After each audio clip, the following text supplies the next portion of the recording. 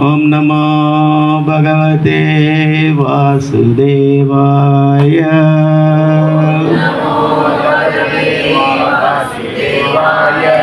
ஓம் நமோ பகவதே வாசுதேவாய.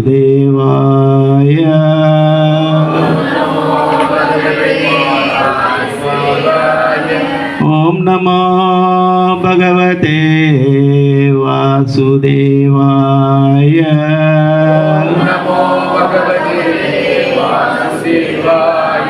ஓம் அஜ்ஞானதிமிராந்தஸ்ய ஞானஞ்சனசலாகயா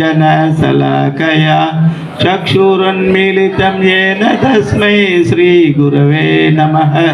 श्रीचैतन्यमनोभीष्टं स्थापितं येन भूतले स्वयं रूपा कदा माह्यं ददाति स्वपदान्तिकं. वन्देऽहं श्रीगुरो श्रीयुतपदकमलं श्रीगुरोन् वैष्णवां च. श्रीरूपं साग्रजातं सहगण रघुनाथान्वितं तं सजीवं साद्वैतं सावधूतं परिजनसहितं कृष्णचैतन्यदेवं श्रीराधाकृष्णपादान् सहगण ललिता श्रीविशाखं स्विदां च. हे कृष्णा करुणा सिन्धो दीनबन्धो जगत्पते गोपेश गोपिका कान्त राधाकान्त नमोऽस्तुते. तप्त काञ्चन गौराङ्गी राधे वृन्दावनेश्वरी वृषभानुसुते देवी प्रणमामि हरिप्रिये. वाञ्छकल्पतरुभ्यश्च कृपा सिन्धुभ्य एव च पतितानां पावनेभ्यो वैष्णवेभ्यो नमो नमः. जय श्री कृष्ण चैतन्य प्रभु नित्यानंद श्री अद्वैत गदाधर श्रीवासदि गौरभक्तवृंद. हरे कृष्णा कृष्ण कृष्ण हरे हरे, हरे राम राम राम हरे हरे. नमो ओम विष्णुपादाय कृष्णप्रस्थाय भूतले श्रीमती जयपदक स्वामी निति नामिने. नम आचार्य पादाय नित्य कृपा प्रदायिने गौरकथा दामदाय नगर ग्रामतारिणे. नमो ओम विष्णुपादाय कृष्णप्रस्थाय भूतले श्रीमती भक्ति वेदांत स्वामी निति नामिने. नमस्ते सरस्वती देवी गौरवाणी प्रचारिणे निर्विशेष शून्यवादी पाचित देशतारिणे. हरे कृष्ण कृष्ण कृष्ण हरे हरे, हरे राम राम राम हरे. हरे कृष्णा.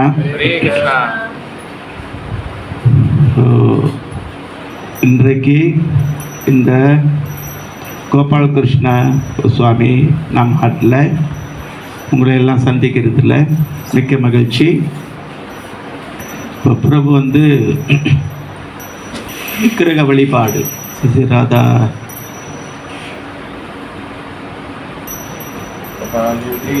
கோபால் ஜி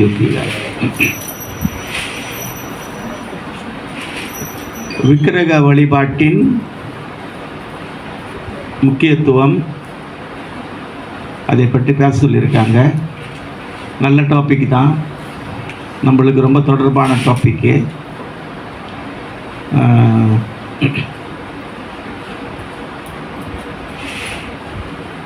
என்ன நிறைய பூஜாரிங்க யாரும் காணோம், இருந்தாலும் பரவாயில்ல.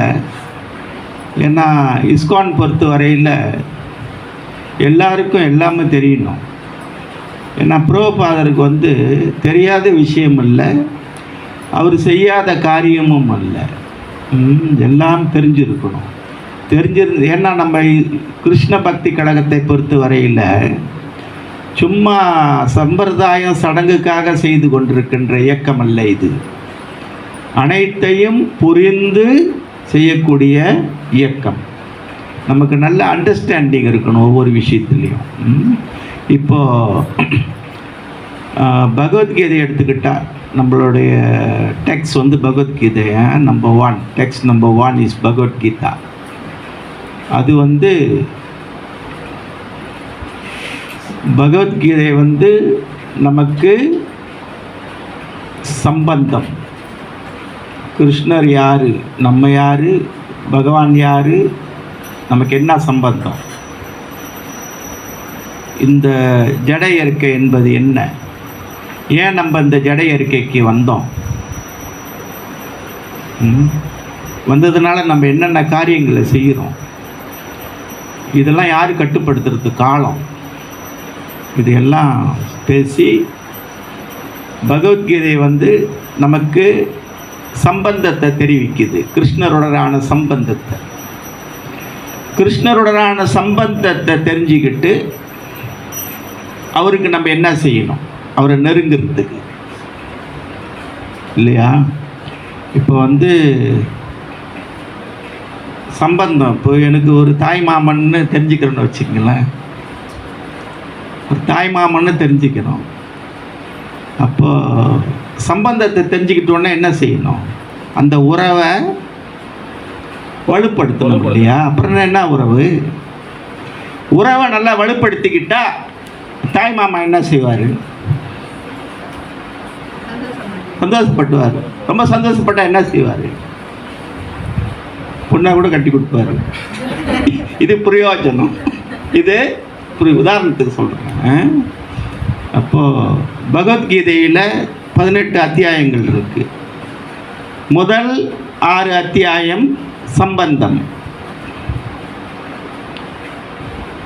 நடுவில் 7லிருந்து 12 வரைக்கும் நடு 6 அத்தியாயங்கள் அபிதேயம், அந்த சம்பந்தத்தை வச்சு கிருஷ்ணருடன் எப்படி நெருங்கிறது, உறவை வலுப்படுத்துறது. சம்பந்தம் ஏற்படுத்திட்டு அந்த உறவை வலுப்படுத்துறது என்னது, பக்தி தொண்டு, சேவை செய்யணும். நம்ம ஒருத்தருக்கு சேவை செய்தோம்னா அவங்கள கவர்ந்துருவோம். ஒரு கணவனை மனைவி எப்படி கவர முடியும், சேவை செய்வதனால். அதே போல கணவன் மனைவியை எப்படி கவர முடியும், சேவை செய்வதனால் தான்.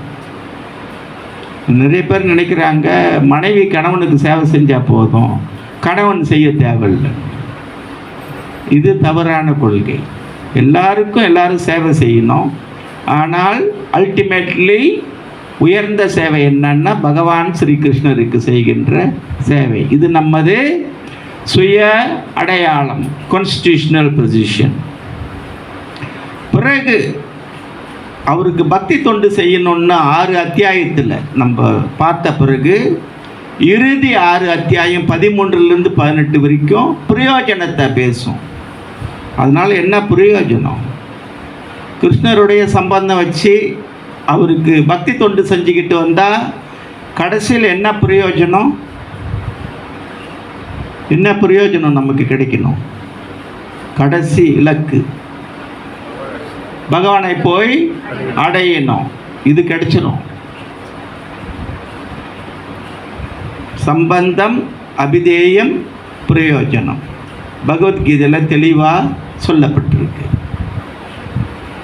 வேற யாரும் அது கிருஷ்ணர் மாதிரி இதெல்லாம் சொல்லி காட்டல. இன்றைக்கு கிருஷ்ணரை பார்த்து நம்மளை பார்த்து வெளியிலெல்லாம் பரமபுருஷ பகவான் இப்படின்னு யாரையோ எல்லாம் சொல்லிக்கிட்டு இருக்கிறாங்க நம்மளை பார்த்துட்டு. ஆனால் இந்த பரமபுருஷ பகவான் இதெல்லாம் பிரபுபாதர் கண்டுபிடிச்ச வார்த்தைங்க. சுப்ரீம் பர்சனாலிட்டி ஆஃப் காட்ஹெட்லாம் ஆக்ஸ்ஃபோர்ட் டிக்ஷனரியிலலாம் கிடையாது, எந்தலையும் கிடையாது. பிரபுபாதரே அறிமுகப்படுத்தின சொற்கள் இதெல்லாம், வெள்ளைக்காரங்களுக்கு கூட தெரியாது. அப்போது இது பகவத்கீதை. அடுத்து நமக்கு 3 முக்கியமான டெக்ஸ்ட்ங்க இருக்குது. பகவத்கீதை, ஸ்ரீமத் பாகவதம், சைத்தன்ய சரிதாமிர்தம். இந்த 3 எடுத்துக்கிட்டால் பகவத்கீதை சம்பந்தம்.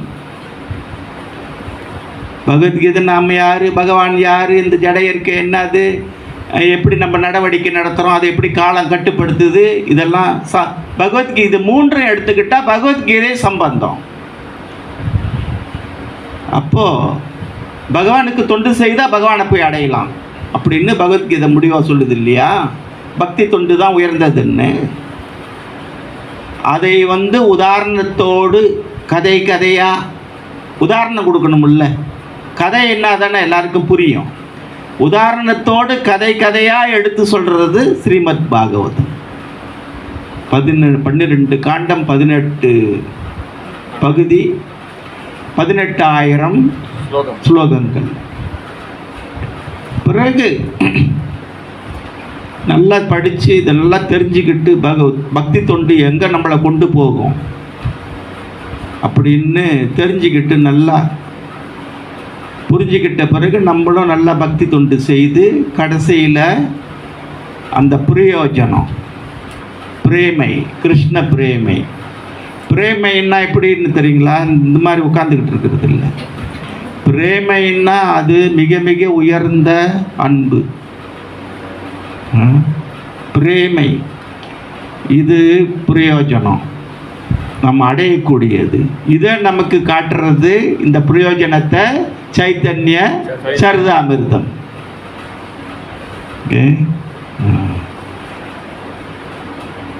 இதெல்லாம் இதை இன்ட்ரோடக்ஷனாக நான் சொல்லிட்டேன். அப்போது இந்த அபிதேயம் எல்லாரும் பிரேமையை அடைஞ்சிடணுன்ற ஆசை இருக்குது. பல்கலைக்கழகத்துக்கு போகணும், பட்டம் வாங்கணும், தலையில் மோட்டா பாட் மாட்டிட்டு அப்படியே அப்பா அம்மா கூட அப்படியே படம் பிடிக்கணும், பத்திரிக்கைலாம் வரணுன்ற ஆசைலாம் இருக்குது தான். யாருக்கு இல்லை? எல்லாருக்கும் இருக்குது. ஆனால் சும்மா கிடைச்சிருமா? என்ன செய்யணும்? படிக்கணும், நல்லா படிக்கணும், கஷ்டப்பட்டு. பல்கலைக்கழகம் இருக்கிறது தெரியுது தான், ஆனால் கஷ்டப்பட்டு படிக்கணும், அதுதான் முக்கியமானது. கஷ்டப்பட்டு படித்தா அதெல்லாம் கிடைச்சிரும். அதே போல் கஷ்டப்பட்டு பக்தி தொண்டு செய்தால் அது கிடைச்சிரும். பிரேமை, பக்தி தொண்டு. இந்த பக்தி தொண்டை பற்றி நெக்டர் ஆஃப் டிவோஷன், பக்தி ரசாமிர்த சிந்து, ஸ்ரீல ரூப கோஸ்வாமி எழுதியிருக்கார். பக்தி ரசாமிர்த சிந்து. இதில் எத்தனை அங்கங்கள் சொல்கிறார் அவர்? பக்தியோட அங்கங்கள் ஸ்ரீல ரூப கோஸ்வாமி எத்தனை அங்கங்களை சொல்கிறாரு பக்தி ரசாமிர்த சிந்துவில்? 64 அங்கங்களை சொல்கிறாரு. இந்த 64 அங்கங்களில் 40க்கு மேலே இந்த விக்கிரக வழிபாடை பற்றி தான் பேசுது.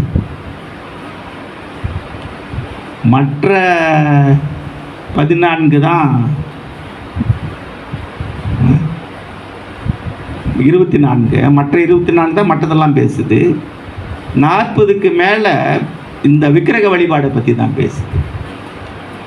ஏன்னா இந்த விக்கிரகம் என்பது சாக்ஷாத் பகவான் தான். சத்திய யுகத்தில், திரேதா யுகத்தில், துவாபர யுகத்தில் பகவானுடைய அவதாரங்களை நேரில் காண முடிந்தது. அப்போ துவாபர யுகமெல்லாம் கொஞ்சம் இழிந்த காலமாயிடுச்சு, வீழ்ச்சி அடைந்த காலமாயிடுச்சு. இந்த துவாபர யுகத்தில் தான் விக்கிரக வழிபாடு வந்தது. டெம்பிள் வர்ஷிப், விக்கிரக வழிபாடு. இந்த விக்கிரகத்துக்கும் பகவானுக்கும் வித்தியாசம் கிடையாது. ஏன்னா இந்த விக்கிரக வழிபாடை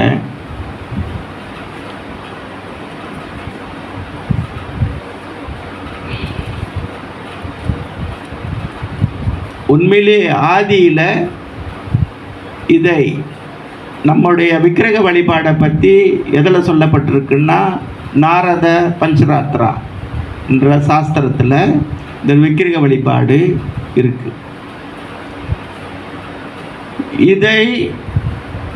இது உண்மையிலேயே பகவான்கிட்ட இருந்து வந்தது. ஏன்னா நீங்கள் பாகவதத்தில் பார்த்தா கூட கிருஷ்ண பகவான் உத்தவருக்கு சொல்கிறாரு, இந்த விக்கிரக வழிபாடை பற்றி. பகவான் சொல்கிறாருன்னா அது பிரம்மாவுக்கு சொல்லியிருக்கணும். பிரம்மாவுக்கு சொல்லியிருந்தா பிரம்மா மற்ற சிவபெருமானுக்கெல்லாம் சொல்லியிருக்கணும். இப்போ சிவபெருமான் வந்து நாரத முனிவருக்கு சொல்கிறாரு இதை, இந்த விக்கிரக வழிபாட்டுடைய மகிமையை, வழிமுறைகளை. அப்போது அதன் பிறகு நாரத முனிவர் இந்த வழிமுறைகளை எஸ்டாப்ளிஷ் பண்ணியிருக்கார். அதான் இது பேர் நாரத பஞ்சராத்திரம். இதை ஆய்வு செய்து ஸ்ரீல சனாதன கோஸ்வாமி அவர்களும் கோபாலபட்ட கோஸ்வாமி அவர்களும் ஆய்வு பண்ணி சனாதன கோஸ்வாமி இதை ஹரிபக்தி விலாஸ் என்ற புத்தகமாக வெளியிட்டிருக்கார். அது பகுதி 1, பகுதி 2ன்னு இருக்குது. ஹரிபக்தி விலாஸ், இந்த விக்கிரக வழிபாடு எவ்வளோ முக்கியம் அப்படின்னு. ஏன்னா இந்த புத்தகம் ஹரிபக்தி விலாஸ் இதில் தெளிவாக கொடுக்கப்பட்டிருக்கு, எப்படி விக்கிரக வழிபாடு செய்யணும், என்ன செய்யணும் அப்படின்ட்டு.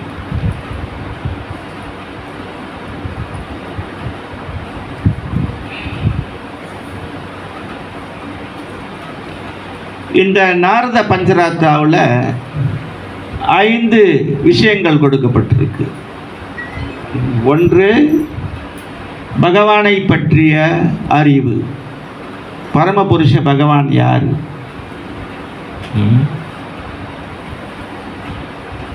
எல்லாரும் கேட்குறாங்க, நீங்கள் ஏன் தமிழ் படித்த வாத்தியார் தானே, ஏன் வந்து சமஸ்கிருதத்தில் உள்ள பகவத்கீதையை பேசுகிறீங்கன்னு?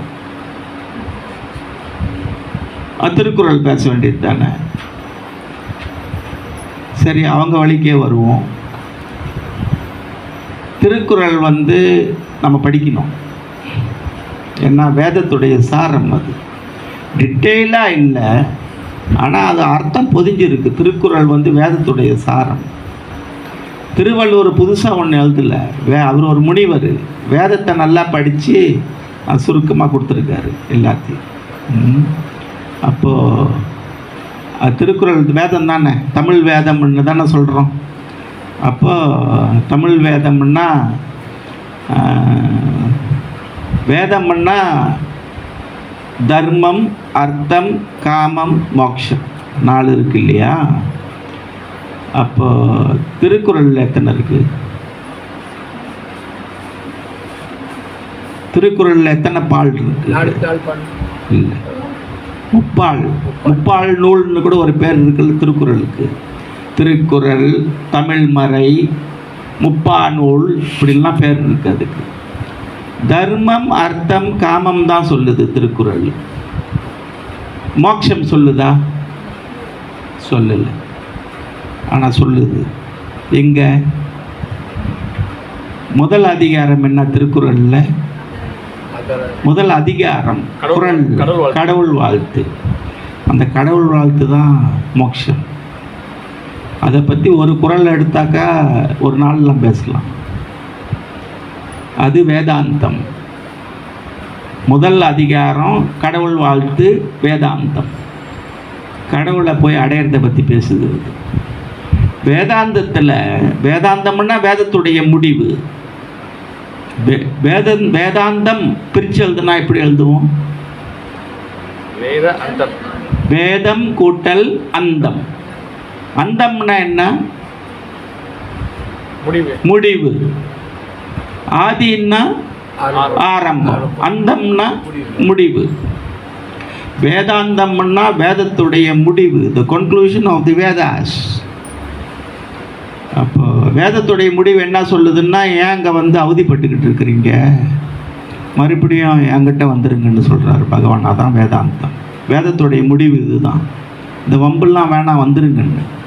இது பார்த்தீங்களா, இடையில ஒரு நாளைக்கு 2-3 இறப்பு நடந்துக்கிட்டு இருக்கு, சொல்லி வச்ச மாதிரி. அவ்வளோதான். அப்போது அந்த வேதாந்தம்ன்ற இறைவனை அடையிறதுக்கு இல்லை, அந்த இறைவன் யார்? இந்த டாட், அதான் வேதாந்த சூத்திரம். அந்த டாட் யார் அந்த டாட்? கிருஷ்ணா. அகர முதல எழுத்தெல்லாம் ஆதி பகவான் முதற்றே உலகு. அதான் வேதாந்த சுற்றா. பகவான் ஒருத்தரை தான் சொல்றாங்க. திருக்குறள் சொல்லுதுங்க கிருஷ்ணரை. ஆனால் இடையில காலை எடுத்துட்டு பகவான்றதில்ல, அந்த காலை எடுத்துட்டு பகவான் மாறி வந்துருச்சு. அப்போ என்ன அர்த்தம் சொல்கிறாங்க? ஆதி திருவள்ளுவருடைய அம்மாவாம், பகவன் திருவள்ளுவருடைய அப்பாவாம். இந்த 10 குறளுக்கும் அம்மா அப்பா அர்த்தமே கொடுக்குறாங்க. சரிதான், ஒத்துக்குவோம். தலைப்பு என்ன கொடுக்கணும்? தலைப்பு என்ன? அது முதல் அதிகாரத்துடைய தலைப்பு கடவுள் வாழ்த்து. கடவுள் வாழ்த்துன்னு தலைப்பை கொடுத்துட்டு யாரை பற்றி பேசுவாங்க? கடவுளை பற்றி தான் பேசணும். அப்பா அம்மாவை பற்றி பேசுனா தலைப்பு அப்பா அம்மா வாழ்த்துன்னு போட்டிருக்கணும், அது பெற்றோர் வாழ்த்துன்னு போட்டிருக்கணும். இதையும் கேட்டுக்கிட்டு ஒரு பெரிய கூட்டம் இருக்குது தமிழ்நாட்டில், இங்கேயும் இருக்குது. என்ன செய்யுது? ஓகே, அப்போ பகவானை பற்றிய அறிவு இந்த நாரத பஞ்சராத்திராவில் தெளிவாக கொடுக்கப்பட்டது. ரெண்டாவது, முக்தியை பற்றி பேசுது. பகவானை பற்றி தெரிஞ்சுக்கிட்டா நம்ம முக்தி அடையணும். முக்தி அடையிறதுன்னா இந்த பௌதீக உலகத்திலிருந்து வெளியாகணும். வீட்டிலிருந்து வெளியானாதான் கோயிலுக்கு போக முடியும். நான் வீட்டிலே உட்காந்துக்கிட்டு இருக்க போகிறேன்னா கோயிலுக்கு போக முடியுமா? முடியாது. ஆனால் வீட்டிலேருந்து வெளியான உடனே கோயில் அப்படியே நிற்குதா? முன்னுக்கே இருக்கா? இப்போ வீட்டை விட்டு வெளியான உடனே கோயில் இருக்குதா? இல்லையே. அது ஒரு ஸ்பேஸ் இருக்கு வீட்டுக்கு வெளியே. அதில் என்னென்ன இருக்குது? கோப்பி கடை இருக்குது, டீ கடை இருக்குது, நாசிலம்மா கடை இருக்குது. இன்றைக்கி நல்ல பெரிய பெரிய மால் இருக்குது, ஐகான் போட்டிருக்கு ஃபுல்லாக. அங்கே போய் உட்காந்துருந்தா வைகுண்டம் மாதிரி இருக்கும். வீட்டை விட்டு வெளியாகிட்டோம்னா கோயிலுக்கு போயிட்டோம்னு அர்த்தம் இல்லை. இடையில என்னென்னமோ இருக்குது. இதான் முக்தி. வீட்டை விட்டு வெளியாகிட்டோன்னு, இந்த ஜட உலகத்தை விட்டு வெளியாகிட்டோம்னா பகவானுடைய லோகத்துக்கு போயிட்டோன்னு அர்த்தம் இல்லை. ஏன்னா இன்னும் என்னென்னமோ இருக்குது. கராவுக்கே இருக்குது, பப் இருக்குது, கிளப் இருக்குது, என்னென்னமோ இருக்குது. அப்போது இது லிபரேஷன், இதை பற்றி பேசுது. ஆனால் கோயிலை போய் அடையணும்னா வீட்டை விட்டு வெளியே இருக்கணும். வீட்டில் உள்ள சாமான்களையும் பார்த்துக்கிட்டு, ஐயோ நான் கஷ்டப்பட்டு கட்டினது, அந்த வீட்டில் உள்ள சாமானையை பாலிஷ் பண்ணிக்கிட்டு பார்த்துக்கிட்டு இருந்தால் கோயிலுக்கு போக முடியாது. கோயில் இறைவனுடைய லோகம்னு வச்சுக்குவோம். மூன்றாவது, பக்தி தொண்டு. பகவான் யாருன்னு தெரிஞ்சுக்கிட்ட பிறகு அவருக்கு பக்தி தொண்டு செய்கிறது. அதனால தான் அவரை நெருங்க முடியும். நான்காவது, மிஸ்டிக் யோகா. மிஸ்டிக் யோகான்னு தெரியுமில்ல, யோக சக்தி. இந்த சக்தியை பற்றி பேசுது. ஐந்தாவது, த மோட் ஆஃப் இக்னரன்ஸ், அறியாமையை பற்றி பேசுது. இன்றைக்கி உலகம் எதில் மூழ்கி கிடக்குது? அறியாமல் தான் மூழ்கி கிடக்குது. அறியாமைன்னா பேசிக்கலி என்னன்னா கிருஷ்ணரை அறியாமை. இன்னைக்கு உலகத்துடைய மொத்த ஜனத்தொகை எத்தனை பில்லியன்? 8.2, 8.3, அப்படி பில்லியன். 8.2 பில்லியன். எத்தனை % கிருஷ்ண பக்தர்கள் நினைக்கிறீங்க? 1% இருக்குமா? 1% கூட சந்தேகம்தான். அப்போ எல்லாரும் எந்தில் இருக்காங்க? Mode of ignorance. கிருஷ்ணனை உணரலன்னா அது இக்னரன்ஸ் தான், அறியாமல் தான். இப்போ அடுத்து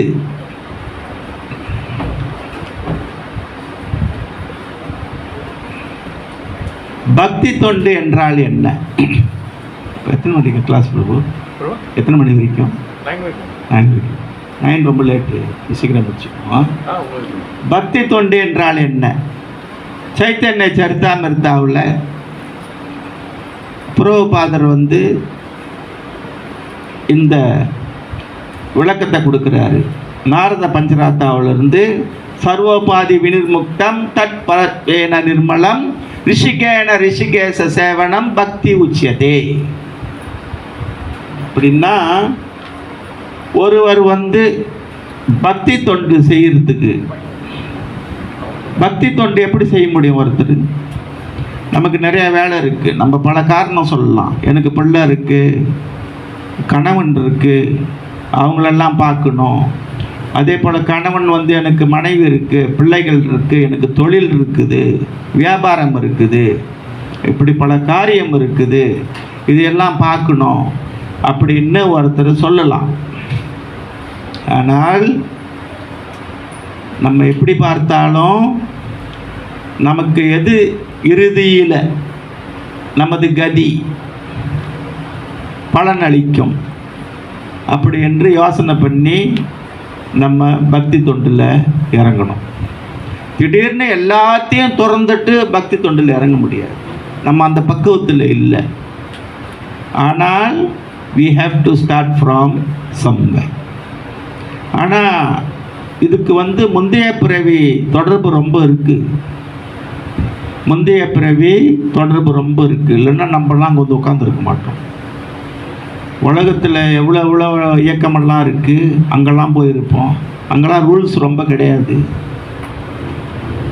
நமக்கிட்ட வர ரொம்ப பயப்படுறாங்க எல்லாம், ரூல்ஸ் ரொம்ப. வெளியில் ரூல்ஸ் குறைவு. வெளியில் தீட்சை கொடுத்தா நீ யார் நாமத்தை சொல்கிறியோ சொல்லிக்கன்றாங்க. இங்கே அப்படியா? இங்கே அப்படியா? பகவானுடைய நாமத்தை தான் சொல்லணுன்றோம். வெளியில் யார் நாமத்தை சொல்லணுன்னா அவெல்லாம் அங்கே தான் போவாங்க. அப்படி இருந்தும் இவ்வளவு பேர் இங்கே வந்து உட்கார்ந்துருக்கோம். we are chosen right, தேர்ந்தெடுக்கப்பட்டவர்கள் தானே. இந்த இளைஞர்கள்லாம் பாருங்கள், வெளியில் என்னென்னமோ போட்டு விற்கிறாங்க. இன்னைக்கு என்னென்னமோ விதமான சாப்பாடு. ஆனால் வேண்டான்னு சொல்லிட்டு மரக்கறி உணவை ஏற்றுக்கொண்டு புலன்களை கட்டுப்படுத்தி கொண்டு நிறைய இளைஞர்கள் நம்ம இயக்கத்தில் சேர்றாங்க. பல்கலைக்கழகத்தில் படித்த மாணவர்கள் நிறைய பேர் நம்ம இயக்கத்தில் சேர்றாங்க. ஆனால் வெளியில் நான் இருந்திருக்கிறேன் பல இயக்கத்தில்.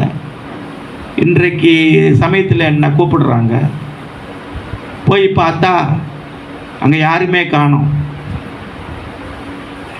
பழைய ஆளுங்க போனாங்கள்ல, ரிட்டையர் பண்ணவங்க, அதுக்கு ரிப்ளேஸ்மெண்ட் இல்லை அங்கே. ஏனென்றால் நவீன காலத்து யோகம் என்றார் பிரபுபாதர். Yoga for modern age. அந்த காலம் மாதிரி கூப்பிட்டு நம்ம உட்காந்து நீ காலை மடக்கு, பத்மாசனம் போடு. இந்த பத்மாசனம்னா தெரியல இப்படி போடுறது. நேராக உட்காரு, மூக்கு தண்டை பாரு, நாக்கு தண்டை பாருன்னா முடியாது. கலியுகத்தோடைய தர்மம் வேற, நம்முடைய தன்மை வேறு.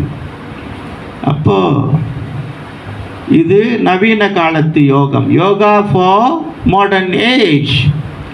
அப்போ நமக்கு வந்து இளைஞர்களுக்கு என்ன வேணும்? ஆடணும், பாடணும், கொண்டாடணும் தானே யங் ஏஜ்னா. ஆடணும், பாடணும், கொண்டாடணும், நல்லா சாப்பிடணும் இல்லையா? இது எங்கே இருக்குது? அதுக்குன்னே ஆரம்பித்து வச்சிருக்காரு இந்த இயக்கத்தை மகாபிரபு. எவ்வளோ சரியாக ஆரம்பிச்சிருக்காங்க பாருங்க. எனக்கு ரொம்ப விருப்பம் ஆடுறதுக்கு பாடுறதுக்கு. உங்களுக்குலாம் தெரியும் என்னோட மூடு. அப்போ தமிழ் பள்ளியில் வேலை பார்த்தேன் ஒரு 10 வருஷம் போல். பிறகு பட்டம் வாங்கிட்டு இடைநிலை பள்ளிக்கு போனேன். அங்கே ஆடல் பாடலாம் ரொம்ப இருந்தது. அப்போது வருஷ கடைசியில் பாட்டி நடக்கும். அப்போ இந்த வாத்தியாருங்க பெண் பிள்ளைங்க கூட சேர்ந்து ஆடுறது. இந்த பிள்ளைங்கள்லாம் ரொம்ப ஆசைப்படுவாங்க, பெண் பிள்ளைகள் டீச்சர்ஸ் கூட ஆடுறதுக்கு. நான் பார்த்தேன், திஸ் இஸ் சம்திங் ராங். எனக்கு ஆடணுன்னு ஆசை. நானும் ஒரு நாள் ஆடி பார்த்தேன். ராத்திரியில் போயிட்டு தூக்கம் வரல. I thought this is something wrong. Correct. வாத்தியார் வந்து பொம்பளை பிள்ளைங்க கூட டான்ஸ் ஆடுறதுன்னா நல்லதா அது? சரியில்லைன்னு எனக்கு படுது. ஆனால் டான்ஸ் ஆட ஆசையாக இருக்குது. அப்படி தான் இஸ்கானுக்கு போனோம். அப்புறம் பாரு, பகவான் நம்மளுக்கு கொடுக்குறாரு ஒரு இடம், ஆட தானே ஆசை, ஆடு, இங்கே ஆடு. என்ன ஆடிக்கிட்டு இருக்காங்க 35 வருஷமா. எவ்வளோ பொருத்தமாக இருக்குது பாருங்க. இது வந்து துள்ளி குதிக்கக்கூடிய இயக்கம். என்ன இயக்கம்? இங்கே வந்து சும்மா உட்கார்ந்து இருக்கிறது இல்லை, துள்ளி குதிக்கக்கூடிய இயக்கம். ஜூபிலன்ஸ் மூட். நமக்கு நிறைய பேருக்கு ஏன் ஆட முடியலன்னா அந்த மூட் இல்லை, ஜூபிலன் மூட் இல்லை யங்ஸ்டர்ஸ். எனக்கு தெரியும், நம்ம இளைஞர்கள் எல்லாம் படிக்கிற இடத்துல பாட்டியிலெல்லாம் நல்லா ஆடுவாங்க தான். ஆனால் இங்கே ஆட மாட்டுறாங்க. கோயிலில் ஆடுறதுக்கு பிரபு வந்து கிளாஸ் கொடுத்தாருங்கள்ல, போன வாரம் கிளாஸ் கொடுத்தாங்கல்ல. என்ன கிளாஸ் கொடுத்தாங்க? நாம சங்கீர்த்தனத்தை பற்றி அவங்க என்ன கொடுத்தாங்க? மிருதங்கம் நல்லா வாசிக்கணும் வேகமாக. மிருதங்கம் நல்லா வேகமாக வாசித்தா எல்லாம் அந்த மூடு வரும் ஆடுறதுக்கு. அப்போ இதெல்லாம் முக்கியம். நான் முதல்ல பார்த்தேங்க, பையனுங்க, சின்ன சின்ன பையனுங்க 2-3 பேர் மிருதங்கத்தை வச்சு வாங்குறாங்க. That's very good. அப்போ ஒரு ஆள் மிருதங்கத்தை வச்சு தட்டிக்கிட்டு இருந்தா அந்த மூடு வராது. அந்த என்வாயர்மெண்ட் ஏற்படுத்தணும். நான் இப்போ மாயாப்பூர்லலாம் 4-5 மிருதங்கம் காலையிலேயே புரோபாட் குரு பூஜைக்கு. அப்போ 4-5 மிருதங்கம் வாசித்தா எப்படி இருக்கும்? 4-5 கர்த்தால் வாசித்தா எப்படி இருக்கும்? இப்படி இருக்கணும் கீர்த்தனம். ஆடாதவங்களும் ஆடணும். அந்த மூடை வந்து உருவாக்கணும். நம்ம சும்மா அப்படியே நின்றுக்கிட்டு இருக்கிற இயக்கம் இல்லை இது. மகாபிரபு நின்றுக்கிட்டா இருந்தார். ஒரு ரத யாத்திரை நடந்துச்சு நேற்று பூரியில். அவர் காலத்தில் எப்படி ஆடி இருப்பார். இன்னும் கூட ஆடுறாரு வந்து, நம்ம பார்க்க முடியல. இது வந்து நம்ம இயக்கம். Singing, dancing and feasting. எனக்கெல்லாம் சின்ன வயசுலேயே ரொம்ப ஆசை இருந்துச்சு, நம்ம வந்து சைவம் ஆகணும்னு. அதுக்கான ஏற்பாடு இல்லை. நான் பட்லிஷா ஸ்கூல் ஹாஸ்டலில் தங்கி படித்தேன். அங்கே யார் ஆக்கி கொடுப்பா சைவம்? சோறு ஆக்கி கொடுத்தா பத்தாது. பிறகு எங்கெங்கேயோ போனோம், வந்தோம். வீட்டில் சைவம்னா என்ன ஆக்குவாங்க? ஒரு பருப்பு ரசம் வைப்பாங்க. இப்போ தான் பருப்பு கறி சாப்பிட்றோம். அப்போலாம் பருப்பு ரசம் தான். ஒரு கடுகுக்கீரை பரட்டல், அப்பளப்பு பொரியல், அப்படியே கொஞ்சம் ஒப்பிலன்னா தவுக்காம் பொரியல் தான் செய்வோம். நமக்கு தெரிஞ்ச செய்வோம் தோட்டத்தில், வெளியிலையும். பிறகு இஸ்கானுக்கு வந்து பார்த்தா தான் தெரியுது, ஓ மை குட்னஸ், என்ன இல்லை, ஒன்று தான் இல்லாமல் இருந்துச்சு. ராத்திரி அதையும் பார்த்தேன் பிஎம் ரத யாத்திராவில். என்ன புதுசாக ஒன்று ராத்திரி பீகுன் கோரைங்க, மீ கோரைங்க, கொய்த்தா கோரைங்கெல்லாம் பார்த்துட்டோம். ராத்திரி இன்னொன்னையும் பார்த்துட்டோம் கடைசியாக. கொய்க்காவும் இஸ்கானுக்கு கொய்க்காவும் வந்துருச்சு. என்ன வேணும்?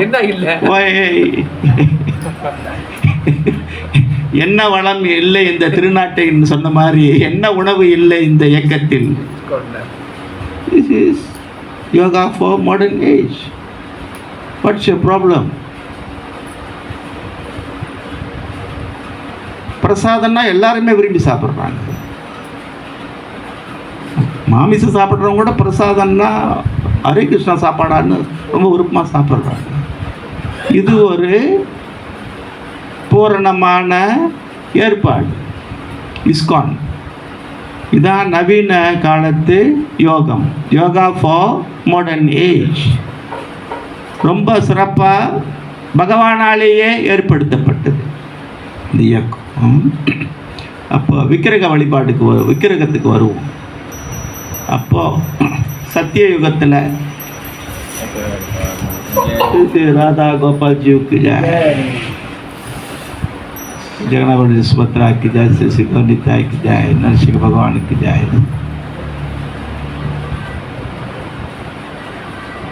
சத்தியயுகத்தில் திரேதா யுகத்தில் பகவானையும் பகவானுடைய அவதாரங்களையும் மக்கள் நேராக பார்க்க முடியும். அதே நேரத்தில் அது தூய்மையான காலகட்டங்கள். உயிர்வாளிகள் சதா பகவானுடைய நினைவிலேயே வாழ்ந்த காலம். அவங்களால தியானம் பண்ண முடியும். தியானம் பண்ண முடிஞ்சா, யோகியா இருந்து தியானம் பண்ணா என்ன பார்ப்பாங்க? யோகியோடைய கோல் என்னது? இல்லை, யோகியோடைய கோல் ஒளி இல்லை. யோகி என்ன, யார் மேலே மெடிடேட் பண்ணுறாங்க? யோகி பரமாத்மா மேலே மெடிடேட் பண்ணுறாங்க.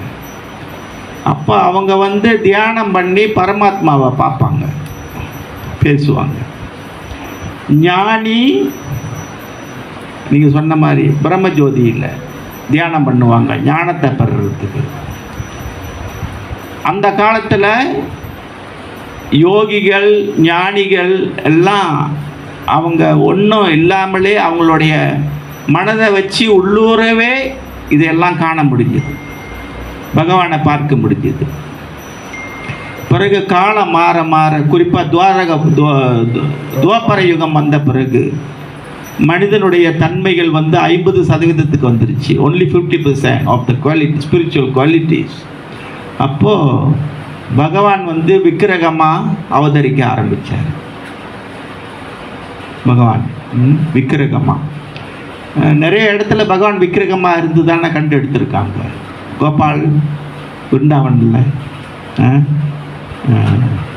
மாதவேந்திரபுரி வழிபட்ட கோபால்லாம் பூமிக்கு அடியிலிருந்து எடுத்தது சுயம்பு. பகவானே தோன்றி விக்கிரகமாக அவங்களுக்கு வழிகாட்டியிருக்காரு. பிறகு அதை பின்பற்றி இந்த நாரத பஞ்சராத்திர விதியை வச்சு விக்கிரகங்களை எல்லாம் படிச்சிருக்கிறாங்க. பகவானுக்கும் விக்கிரகத்துக்கும் எந்த வித்தியாசமும் கிடையாது. விக்கிரகங்களை என்னென்னத்தில் செய்யலாம் கேள்விப்பட்டிருக்கீங்களா? என்னென்ன பொருட்களை வச்சு விக்கிரகங்களை செய்யலாம்? உலோகங்கள், மரக்கட்டை, ஜெகநாதர் பலதேவெல்லாம் மரக்கட்டை, உலோகங்கள், மரக்கட்டை, சாயம். இந்த பெயிண்டிங்குன்னாக்கா அது கிருஷ்ணர் இல்லை, டெய்ட்டின்னா தான் கிருஷ்ணர்னு நினைக்கக்கூடாது. சாயத்தில் படிச்சிருந்தாலும் அது பகவான் தான். இது மாதிரி உலோகம், மணல்,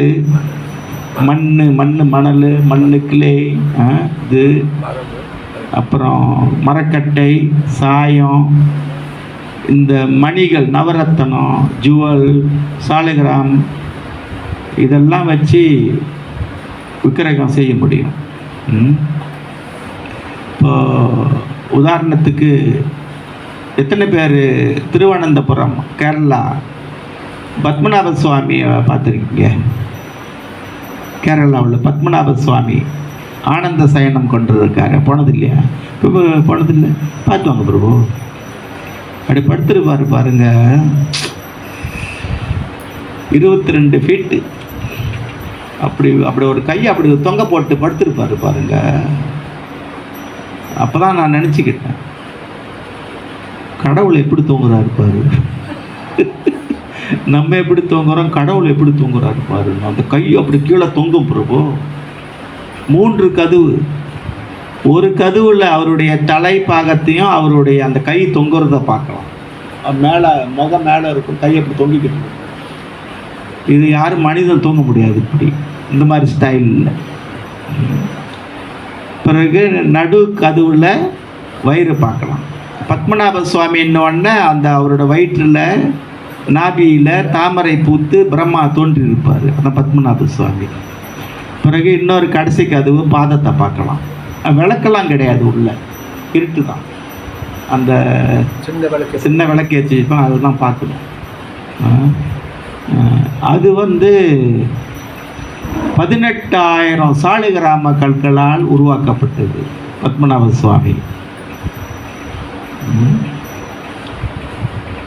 முஸ்லிம்கள் படையெடுத்து வரும் பொழுது அதை உருவாக்கிய மார்த்தாண்ட பூபதி, மன்னன் மார்த்தாண்ட பூபதி, திருவட்டாறு என்ற ஊரில் ஆதிகேசவ பெருமாள் கோயில், கிட்ட 4000 வருஷத்து கோயில் அது.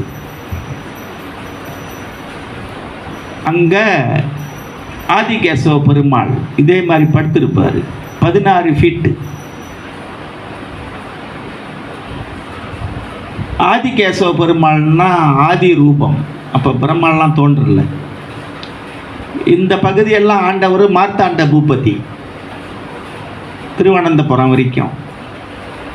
பிறகு இந்த ஆதிகேசவ பெருமாள் விக்கிரகத்தை பார்த்துட்டு அவருடைய தலைப்பட்டணமான திருவனந்தபுரத்தில் அதே போல் இந்த பத்மநாப சுவாமியை உருவாக்கியிருக்கார். அவர் 18,000 சாலிகிராம கற்களை வச்சு உருவாக்கியிருக்கார். பிறகு அதோட சொத்து உங்களுக்கு தெரியும். இடையில கூட நிலவரையில், பாதாள அறையிலேருந்து நிறைய இன்னும் கூட தோண்டி எடுக்கிறாங்க அந்த கோல்டு டெபாசிட்ஸ். அவ்வளோ சொத்து நகை. முஸ்லிம்கள் படையெடுத்து வரும் பொழுது அவர் என்ன செய்திருக்காரு, தன்னுடைய கிரீடத்தை, கிரீடம்னா அந்த ராஜ்யம், அவரோட கிங்டம் எடுத்து பத்மநாப சுவாமி பாதத்தில் வச்சுட்டு அவர்கிட்ட சரணடைஞ்சிட்டு ராஜ்யத்தை அவர் ஒழிஞ்சிட்டார். பிறகு அந்த பத்மநாப சுவாமி அப்படியே எப்படியோ உள்ளே போயிட்டார். பிறகு முஸ்லீம்லாம் போன பிறகு ரொம்ப காலம் சென்று மறுபடியும் அவரே வந்திருக்காருங்க. நான் போய் பார்க்கணும். ரொம்ப அருமையாக இருக்கும் அந்த கோயில். இப்படியெல்லாம் விக்கிரகங்களை தங்கத்தாலும் வைரத்தாலும், இன்றைக்கு பெரும்பாலும் ஐம்பொன்னை வச்சு கலந்து செய்கிறாங்க விக்கிரகங்களை. விக்கிரகத்துக்கும் சிலைக்கும் என்ன வித்தியாசம்? What's the difference between deity and idol? விக்கிரகத்துக்கும் சிலைக்கும் என்ன வித்தியாசம்?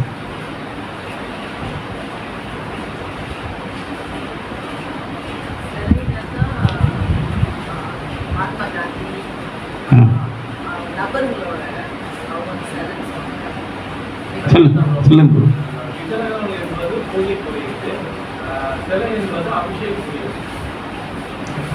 சிலைன்னா அதுக்கு உயிர் கிடையாது, உயிர் இல்லை.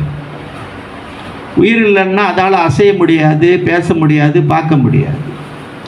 விக்கிரகம்னா அதற்கு உயிர் இருக்கு, பார்க்க முடியும், பேச முடியும், நகர முடியும், அசைய முடியும். விக்கிரகங்கள் அப்போ பார்ப்பதற்கு அவங்க அசையாத மாதிரி நமக்கு இருக்கும். ஆனால் பக்தியோடு உறவாடும் பொழுது அவங்களுடைய அசைவு, அவங்களுடைய பார்வை, அவங்களுடைய பேச்சு இதெல்லாம் நமக்கு கேட்கும். விக்கிரகங்களை குழந்தை போல பாவிக்கணும். குழந்தைக்கு எப்படி நம்ம கவனிக்கிறோம்? நம்ம பார்வைக்கு அவங்களால சொந்தமாக எதுவும் செய்ய முடியும்னு நினைக்கிறோம். இப்போ குழந்தைய பார்க்குற மாதிரி பார்க்கணும். நம்ம விக்கிரகத்தை 2 கையை பிடிச்சி தூக்குவாங்க. இப்போ கௌர் நித்தாய்னா இந்த கையில் கௌரா, அந்த கையில் நித்தாய் பிடிச்சி தூக்கி வைப்பாங்க. இது விக்கிரகமா இல்லை சிலையா? இப்படிலாம் செய்யக்கூடாது. விக்கிரக வழிபாட்டில் ரொம்ப மரியாதையாக செய்யணும். ஏன்னா இஸ்கானில் ப்ரோபாட் ஸ்டாண்டர்ட் வச்சுருக்காரு எப்படி விக்கிரக வழிபாடு செய்யணும். அதுக்கு அன்றாடம் காலையில் சடோபச்சாரா 16 உபசரணை, 16 ஐட்டம் காட்டி அவங்களுக்கு காலையில் அபிஷேகம் செய்யணும். சடோபச்சாரா நமக்கு புக்கெட் மர்தாஜாமில் இந்த விக்கிரக வழிபாட்டு பயிற்சி காசு வைக்கிறன்னு ஏற்பாடு பண்ணாங்க. அப்புறம் அது நடக்காமல் போணுச்சு. அது நடக்கும் பொழுது நம்ம திட்டமிட்டு இருக்கிறோம். பிஎம்மில் திட்டம் போட்டாங்க. அப்படி சரியில்லைன்னா தொடுவில் ஒன்று ஏற்பாடு பண்ணோம்னா நீங்கள் வந்து கலந்துக்கிட்டா ஒரு 2 மணி நேரத்தில் 1 மணி நேரம் அந்த விக்கிரக வழிபாடோட முக்கியத்துவத்தை பற்றியும், பிறகு 1 மணி நேரம் அந்த சடோபச்சாரா எப்படி அபிஷேகம் பண்ணுறது காலையில், திருவிழாவில் மகா அபிஷேகம் அது ஒரு தனி டாப்பிக்கு, அது வெரி ஆப்பிலன். இப்போ தொடுவில் பார்த்துருந்தீங்கன்னா மகா அபிஷேகம் எப்படி செய்கிறோன்னா அது வேறு, அது தனியாக ஒன்று டெம்பிள் வர்ஷிப். இந்த அன்றாடம் காலையில் சடோபச்சாரா 16 உபசரணை எப்படி செய்கிறதுன்றத நம்ம சொல்லிக் கொடுக்கலாம். ஏன்னா எதுக்குன்னா பகவானுக்கு ஒரு விளக்கு காட்டிட்டும் போகலாம், அல்லது ஒரு ஃபுல் ஆரத்தையும் செய்யலாம். இப்படி 16 உபசரணையும் செய்யலாம். ஆனால் எவ்வளவு செய்கிறோமோ அவ்வளவு பகவான் நம்முடைய நெருங்கியிருப்பார்.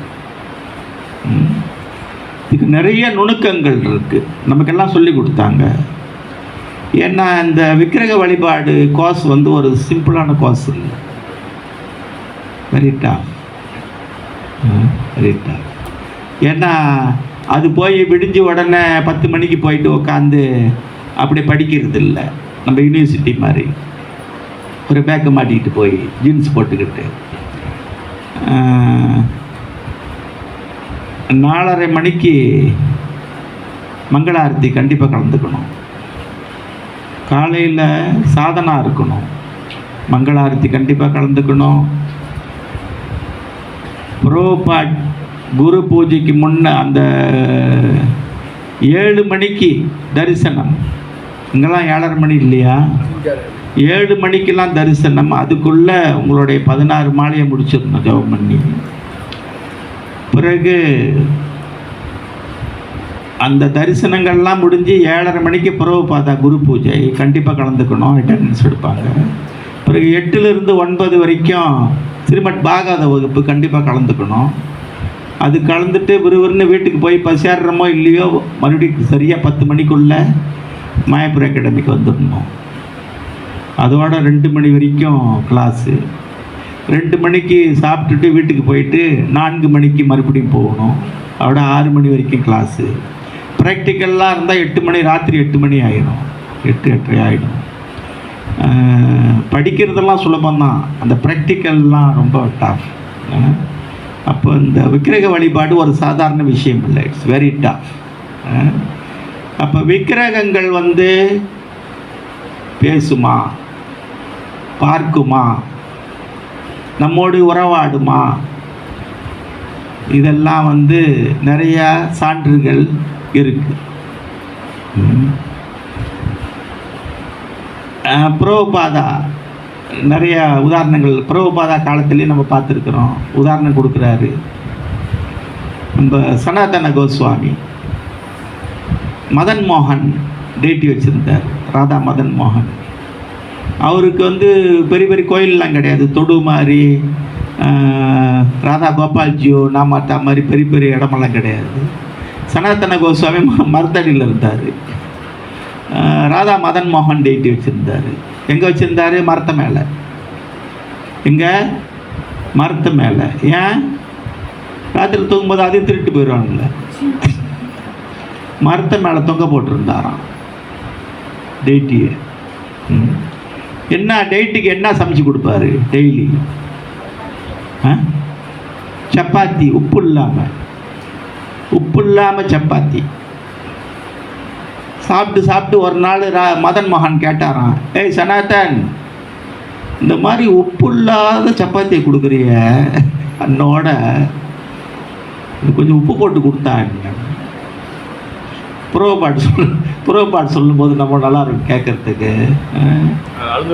The deity called Sanatan, hey Sanatan, you are giving me chapati without salt. Can't you give me some salt? Then Sanatan Goswami replied, I am an old man and a poor man. Where to get salt? I cannot give you all this. Then Madan Mohan said, all right. பகவான் கேட்குறாரு அவர்கிட்ட, உப்பு இல்லாத சப்பாத்தி கொடுக்குறிய, இது நியாயமான? சனாதன கோஸ்வாமி சொல்கிறாரு, நான் ஒரு பரதேசி, வயசாயிடுச்சு வேறு, எனக்கு உனக்கு உப்புலாம் கொடுக்கறதுக்கு நேரம் இல்லை, வசதி இல்லைன்ட்டு. பகவான் என்ன சொல்கிறாரு, உங்கள்கிட்ட வியாபாரம் பண்ணிட்டு போவான்ட்டு போவாரா? நம்மளாக இருந்தால் என்ன செய்வோம்? பிரசாதம் கூட கூப்பிட்டு உப்புலாம் கொடுக்குறான் மாதிரி வீட்டுக்கு. இனிமேல் உன் வாசலே மதிக்கக்கூடாதுன்னு நினைக்க மாட்டோம். பகவான் ஆல் ரைட்ன்ட்டாராம், பரவாயில்லன்ட்டாராம். சி பகவானுடைய அந்த கருணையை பார்த்தீங்களா? அண்ட் பகவான் was willing to stay with him. இந்த கதையை எங்கே சொல்கிறாரு பிரபுபாட்? 1967 2வது இஸ்கான் டெம்பிள், நியூயார்க்கு அடுத்து 2வது ISKCON temple in Los Angeles, US. அங்கே வந்து பிரபுபாட் எல்லா இடத்துலையும் ராதா கிருஷ்ணா தான் எஸ்டாப்ளிஷ் பண்ணுவார், தெரியுங்களா? பிரபுபாட் எஸ்டாப்ளிஷ் பண்ணுற டெய்ட்டியெல்லாம் ராதா கிருஷ்ணா தான். ஆனால் ஒரு சிலங்க இடத்துல மட்டும் ஸ்பெஷலாக சில டெய்ட்டி எஸ்டாப்ளிஷ் பண்ணியிருக்காரு ஃபார் ஸ்பெசிஃபிக் ரீசன்ஸ். அதில் ஒன்று இந்த லாஸ் ஏஞ்சலிஸ் டெம்பிள் 1967. என்ன விக்கிரகம் எஸ்டாப்ளிஷ் பண்ணாருங்க? ஸ்ரீ ஸ்ரீ ருக்மிணி துவாரகநாத், ருக்மிணி துவாரகநாதர் கோயில் விக்கிரகத்தை அங்கே பிரவேஷ் பண்ணியிருக்கார் லாஸ் ஏஞ்சலிஸில் 1967, 2வது கோயில் நியூயார்க் அடுத்து. அந்த ஓப்பனிங் செரிமனியில் இந்த கதையை சொல்கிறார் பிரபுபாட். நீங்கள் அவர் லெக்சரை ட்ரேஸ் பண்ணி பார்த்தீங்கன்னா தெரியும். 1967 பிரபுபாட் சொன்ன கதை இது. இப்போ நான் சொன்னது சனாதன கோஸ்வாமியும் ராதா மதன் மோகனும். மாயாப்பூருக்கு கொஞ்சம் தூரத்தில் அக்ரடீப்னு ஒரு இடம் இருக்குது. டீப்னா தீவு, அதுவும் ஒரு ஐலண்ட் தான். ஆனால் அந்த நவடீப்பில் இல்லை, கொஞ்சம் தூரத்தில் அக்ரடீப்னு. அங்கே கோவிந்த கோஷ்னு ஒரு பக்தர் இருந்திருக்காரு. கோவிந்த கோஷ் அவர் மகாபிரபுடைய டிசைபிள், சைத்தன்ய மகாபிரபுடைய டிசைபிள். இப்போ சைத்தன்ய மகாபிரபு அவருக்கு கோபிநாத் விக்கிரகத்தை கொடுத்து அங்கே பிரதிஷ்டை பண்ணியிருக்கார். அப்போ இந்த கோவிந்த கோஷ் வந்து கோபிநாத் விக்கிரகத்தை வழிபட்டு வந்திருக்கார். இப்படியே வழிபட்டுட்டு வரும்போது திடீர்னு ஒரு சமயத்தில் இந்த கோவிந்த கோஷோடைய மகன் இறந்து போயிட்டார். ஒரே மகன். எப்படி இருக்கும்? பெரிய சோகம் இல்லையா? கோவிந்த கோஷ் என்ன பண்ணியிருக்காரு, இந்த கோபிநாத்தை இப்படி வச்சு வழிபட்டன, இப்படி பண்ணிட்டாரு, இனிமேல் நான் வழிபட்டு என்ன செய்யறது அப்படின்னு அவரை தூக்கி ஆற்றுல போடுறதுக்கு முடிவு பண்ணிட்டார் கோபிநாத். இது தெரிஞ்சு கோபிநாத் கனவுல வந்து கேட்டாராம், கோவிந்த கோஷ், ஏற்கனவே ஒரு பையனை பறி கொடுத்துட்டு வேதனையில் இருக்கிற, இன்னொரு பையனையும் இப்போ பறி கொடுக்க போறியா?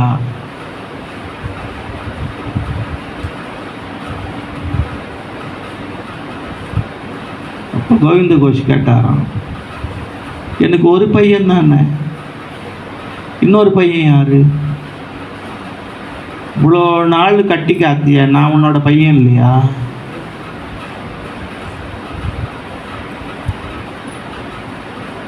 உடனே தூக்கத்திலிருந்து எழுந்து அழுது மன்னிப்பு கேட்டு அவரை தொடர்ந்து வழிபட்டு வந்தார். அங்கே இன்னும் அந்த கோயில் இருக்குது, நீங்கள் போனால் போய் பார்க்கணும். பெரும்பாலும்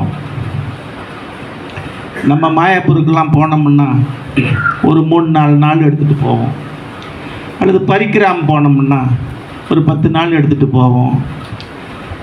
அதில் ஷாப்பிங்க்கு நம்மளுக்கு நேரம் போயிடும். இல்லையா? இது வாங்கணும் அது வாங்கணும்னு ஒரு ஆதங்கத்திலே நேரம் போயிடும். ஆனால் ஒரு திருவிழா இல்லாத காலத்தில் போய் ஒரு 2 வாரம் அப்படி அங்கேயே தங்கியிருந்து ஒவ்வொரு நாளும் இந்த காலையில் மங்கள ஆரத்திலாம் அட்டன் பண்ணிக்கிட்டு ஒரு 2 வாரம் அங்கேயே இருந்தால் அந்த இடத்தெல்லாம் போய் பார்த்துக்கிட்டு, இந்த பகவானுடைய லீலை பொருந்த இடத்தெல்லாம் பார்த்துக்கிட்டு இருந்தால் நமக்கு புரியும் இந்த பக்தியுடைய மகிமை. இல்லைன்னா அது டேஸ்ட் பண்ண முடியாது. நாங்கள் ஒரு 4 மாதம் இந்த சாதனை இதில் இருந்தோம். 4 மாதம். அதன் பிறகு இந்த கிராஜுவேஷன்லாம் முடிஞ்சு பரிக்கிராமுக்கு ஒரு 10-12 நாள் இருந்துச்சு. அதுக்கு இடையில் வெஸ்ட் பெங்காலில் இருக்கிற முக்கியமான இடத்தெல்லாம் போய் பரிக்கிராம் பண்ணோம்.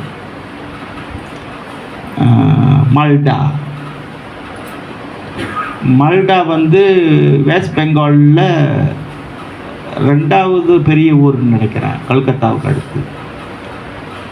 3வது சிலிகுரி. மால்டாவுக்கு போனோம். முதல்ல ரூப கோஸ்வாமி சனாதன கோஸ்வாமி சந்திச்சாங்கல்ல மகாபிரபு, ராமகேலி. நவாப் ஹுசேன் ஷாவோடைய அரண்மனை, அந்த சனாதன கோஸ்வாமியை அடைச்சி வச்ச சிறைச்சாலை, இதெல்லாம் போய் பார்த்தோம் ராமகேலியில். கனை நட்சலாவுக்கு போனோம். கங்கா பெரிய நதி கரையில் இருக்க கனை நட்சலா. அங்கே மகாபிரபு 2வது முறை வரும்போது பூரிக்கு போகிறாரு. சன்னியாசம் வாங்கிட்டு நவடீப்பிலிருந்து பூரிக்கு போகிறாரு. அங்கே பகவான் கிருஷ்ணர் அவருக்கு காட்சி கொடுத்து ஆற தழுவுறாரு மகாபிரபு. அங்கே போனோம். பிறகு சிலிகுரிக்கு போனோம். சிலிகுரியில் ஒரு 3-4 நாள் இருந்தோம். பெரிய கோயில் சிலிகுரியில், பெரிய ப்ராப்பர்ட்டி. அங்கேருந்து டார்ஜிலிங் போய் பார்த்தோம். இப்படி கொஞ்சம் பிரயாணமெல்லாம் பண்ணிவிட்டு பிறகு பரிக்கிராமம் முடிச்சுட்டு மார்ச் 1 வந்து சேர்ந்தோம். இப்படி இன்னொரு கதை இருக்குது. ஒரு இடத்துல மகாபிரபு விக்கிரகம், அந்த பிராமணர் பேர் தெரியல. அப்போ வெளியில் இவர் ஒரு விக்கிரகம் வீட்டில் வச்சுருக்காரு, ஒரு பிராமணர், கிருஷ்ண பக்தர். வெளியில் பெரிய பந்தல் புரோகிராம் நடக்குது, பெரிய கீர்த்தனை நடக்குது. இவர் பூஜை பண்ணுறாரு, 2 பேரும் ஆடுறாங்க. மகாபிரபுவும் நித்யானந்தரும் ஆடுறாங்களாம். இவர் நில்லுங்க, நீ ஏன் ஆடுற, யுவர் டெய்டி, நீ ஆடக்கூடாது, நில்லு. ஓகே நின்ட்டார். அப்புறம் மறுபடியும் பூஜை பண்ணும்போது அவங்க சத்தம் வேகமாகுது, வேகமாக ஆடுறாங்களாம். ஸ்டாப் இட், நிப்பாட்டுங்க. மகாபிரபு நிப்பாட்டுவாரா? கீர்த்தனை கேட்டா ஆடினா மறுபடியும் சத்தம் போட்டாராம். அப்புறம் அங்கே கீர்த்தனம் இன்னும் வேகமாக ஹிட் ஆகுது. அப்புறம் சொல்லி பார்த்துருக்காங்க, 2 பேரும் ஓடிட்டாங்க. நடந்துருக்கு. உடுப்பி கோயிலில் அந்த பிராமண பையனுக்கு காட்சி கொடுக்கணும்னு விக்கிரகம் திரும்பி இல்லை பின்னால். உடுப்பி கிருஷ்ணா. இப்படிலாம் விக்கிரகங்களுக்கு அந்த பவர் இருக்குது. காணும் கண்களோடு கண்டால் காண முடியும். அந்த ஆட்டிடியூட்டோடு அவருக்கு நம்ம வந்து சேவை செய்துக்கிட்டு வந்தோம்னா நம்ம வந்து வைதி பக்தி. நம்ம வைதி பக்தி ப்ரோபாட் கொடுத்த ரூல்ஸ் அண்ட் ரெகுலேஷன்ஸ் நம்ம விருப்பத்துக்கு செய்ய முடியாது. ரொம்ப டிசிப்ளினோடு செய்யணும்.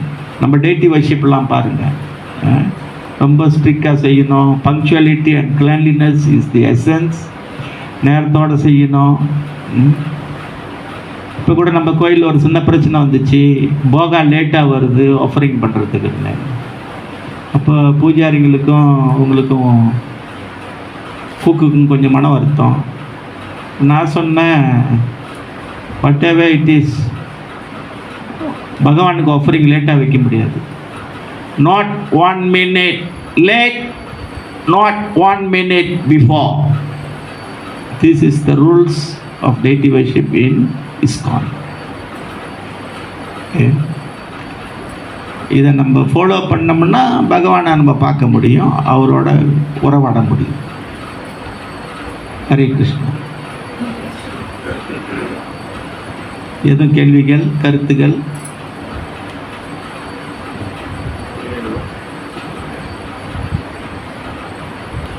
ஜெகநாதருடைய லீலைகளை பற்றி நீங்கள் சொல்லவே தேவையில்லை. ஜெகநாதருடைய லீலைகளை பற்றி சொல்லவே தேவையில்லை. அவருடைய லீலைகள் அதிகம். இதோ இந்த இப்போ எங்கே இருக்கார் ஜெகநாதர்? குண்டிச்சா கோயிலில் இருக்கார். அது என்ன இடம்? குண்டிச்சா ராதாராணியோட இடம். விருந்தாவனுக்கு போயிருக்காரு. எங்கேருந்து? பூரி கோயிலிருந்து விருந்தாவனுக்கு போயிருக்காரு. பூரி கோயிலில் யார் இருக்கா? லக்ஷ்மி தேவியோடு இருக்கார். அவர் பார்க்கறதுக்கு சுபத்ரா பலராமோடு இருக்கார். ஆனால் அங்கே அவருக்கு சேவை செய்கிறது யார்? லக்ஷ்மி தேவி அவருக்கு சேவை செய்கிறாங்க. இவரே எங்கே போயிருக்காரு? விருந்தாவனுக்கு போயிருக்காரு ராதாராணியை பார்க்கறதுக்கு. போயிட்டு திரும்பல 5 நாள் பார்த்தாங்க லக்ஷ்மி தேவி, திரும்பல. என்ன செஞ்சாங்க? அவங்களுடைய கேங்ஸ்டர்லாம் கூட்டிக்கிட்டு போய், யார் இங்கே வச்சுக்கிட்டு இருக்கா ஜெகநாதர்னா, அந்த பாண்டாவெல்லாம் போட்டு அடித்து நொறுக்கி 5வது நாள், தெரியுமா அந்த கதை உங்களுக்கு? அடித்து நொறுக்கி எல்லாத்தையும் உடச்சி ஜெகநாதரை திரும்பி கூப்பிட்டு இழுத்துட்டு வர்றதுக்கு. இந்த திருவிழா பேர் ஹேர பஞ்சமி. பிறகு சரி சண்டை போடாத, கேவலமாக இருக்கு, வெக்கமாக இருக்கு, நீ போயிரு, இன்னும் 3 நாள் சென்று வந்துடுறேன் பகவான். உண்மைதானே இது? நல்லா கவனிச்சுக்கிற மனைவியை விட்டுட்டு வேற எங்கே போய் உட்காந்துருந்தா எந்த மனைவிக்கு தான் ஆத்திரம் கூறாங்க ஆச்சார். அப்போ 8ஆம் தேதி திரும்பி நானே வந்துடுவேன், கவலைப்படாத போ. இப்படி நிறைய லீலைகள் இருக்குது. அது பேசணும் இன்னும் லேட் ஆகிடும். ஜெகநாத்தில் அவர் மகாபிரபுவுடைய நாதன். மகாபிரபு ராதாராணி, அவர் கிருஷ்ணர். ஜெகநாத்துக்கு மெயின் பிரசாதம் அவருக்கு. அவர் சாப்பாடு தான் சாப்பிட்டுக்கிட்டே இருப்பார். அதனால தான் நம்மளும் சாப்பிட்டுக்கிட்டு இருக்கோம் நல்லா இன்னைக்கு.